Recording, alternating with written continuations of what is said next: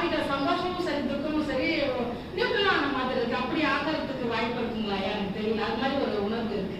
முன்னாடிலாம் ரொம்ப ரொம்ப உடஞ்சி போறதுலேருந்து இப்போ கொஞ்சம் அந்த சேஞ்சஸ் எனக்கு தெரிய ஆரம்பிக்குது. எனக்குள்ளவே ஓகே எது வந்தாலும் பார்த்துக்கலாம் அப்படிங்கிற இடத்துல கொஞ்சம் இருந்து என்னால் அதை உணர முடியுது. அது இதுதாங்க எனக்கு ஏற்பட்ட இந்த 3 மாசத்துல மே 17 தான் 4 மாசம் அனுபவம். இதுல ஒரு முக்கியமான விஷயம், என்னோட பிறந்தநாளுக்கு வந்து உங்கள்கிட்ட ஆசீர்வாதம் பண்ணா உங்களோட பிறந்தநாளுக்கும் வந்து ஆசீர்வாதம் வாங்கிட்டேன் இல்லையா, சந்தோஷம் எனக்கு. அது இந்த பிறந்தநாள் ஒரு பெரிய திருப்பு முனையாகவும் எனக்கு மனது சார்ந்த இந்த இதுக்கு வந்து எதுவும் வேணாம் அப்படின்னு சொல்லி நினைக்கிறதுக்கு எனக்கு கொண்டு போய் விட்டுருக்குன்னு நன்றிங்க. இதுதான் இந்த முகாம் தான் எனக்கு தெரிஞ்சு அவ்வளோ இது எண்டு அவ்வளோ மனதுக்காக இல்லை, வாழ்க்கைக்கான எல்லா விஷயத்துக்குமே நீங்க சொல்றதுதான் புரிதலோட எடுத்துக்கிறதா ஒரு சரியான பாதையா இருக்கும்னு நான் நம்புறேன். எனக்கு அப்படிதான் எடுத்துக்கிறேன் நான். நன்றிங்க.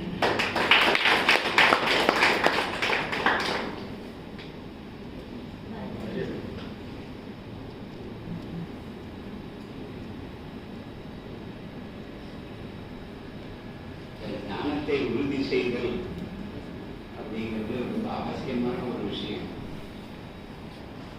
ஏன்னா நமக்கு எப்ப சந்தேகம் வரும் அப்படின்னா, நம்மளால சமாளிக்க முடிகிற பிரச்சனை வரும்போது சந்தேகமே வராது.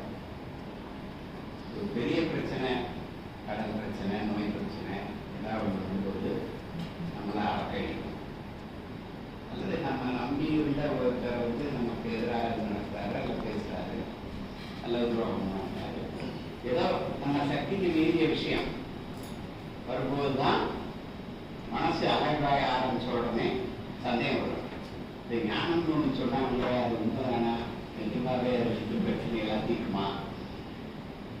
அப்ப ஞானம் நம்ம அடைஞ்சது உண்மையா? இவ்வளவு கவலை வரலாமா? இவ்வளவு கவலைப்படுறமே, இவ்வளவுதான் யோசிக்கிறோமே, இந்த போராட்டத்திலிருந்து வெளியில வர முடியலையே அப்படின்ன பிறகுதான் அந்த சந்தேகம் வரும். ஆனா அந்த சந்தேகத்தை அப்படியே வச்சுக்கிட்டவங்க நம்ம ஞானம் அடையலைன்னு உறுதி செஞ்சுக்கிட்டு காணாம போனவங்க இருக்காங்க. நான் வந்து ஈஷாவில் ஒரு சமயமா இது நடத்துறேன். அது முடிச்ச பிறகு